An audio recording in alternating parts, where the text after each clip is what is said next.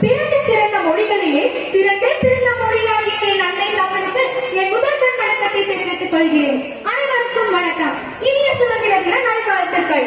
ஆடுவோமே பண்ணும் பாடுவோமே ஆனந்த சுதந்திரம் அடைந்து விட்டோம் என்று சுதந்திரம் அடைவதற்கு முன்பே ஆனந்த சுதந்திரம் அடைந்து விட்டோம் என்று பாடியவர் மகாகவி பாரதியார். அப்பொழுது சுதந்திரம் கிடைக்கவில்லை. சுதந்திரத்திற்காக போராடிய நம் வீர முன்னோருக்கு அத்தனை விதமான நம்பிக்கை இருந்தது நாம் சுதந்திரம் அடைவோம் என்று. சுதந்திரத்திற்காக போராடிய நம் வீர முன்னோருக்கு விடாப்பிடியாக போராடியதன் விளைவே இந்த 77வது சுதந்திர தினம்.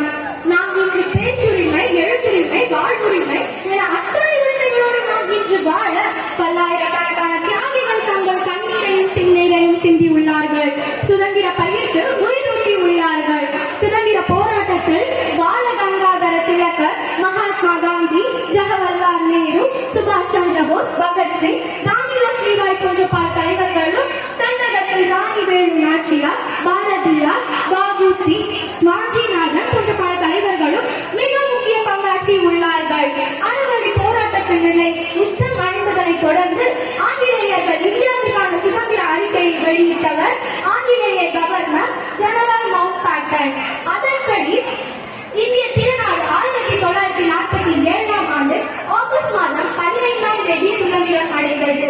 இந்தியாவின் முதல் பிரதமரான ஜவஹர்லால் நேரு டெல்லியில் உள்ள செங்கோட்டையில் தேசிய கொடியை ஏற்றி வைத்து முதலாவது சுதந்திர தின கொண்டாட்டத்தை தொடங்கி வைத்தார். சுதந்திர தினமான இன்று டெல்லி செங்கோட்டையில் மாண்புமிகு பிரதமர் கொடியேற்றி வைத்து உரையாற்றுவார். முப்பள்ளிகளின் அணிவகுப்பு நடைபெறும்.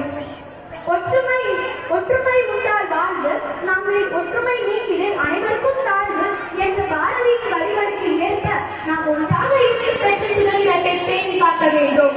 சுதந்திர போராட்ட தியாகிகளை போற்றுவோம். நாட்டை நாம் உயிரிலும் மேலாக பாதுகாப்போம். உதிரங்களை உரமாக்கி உதிர்ந்த சுதந்திரமே நாம் சுதந்திரம்.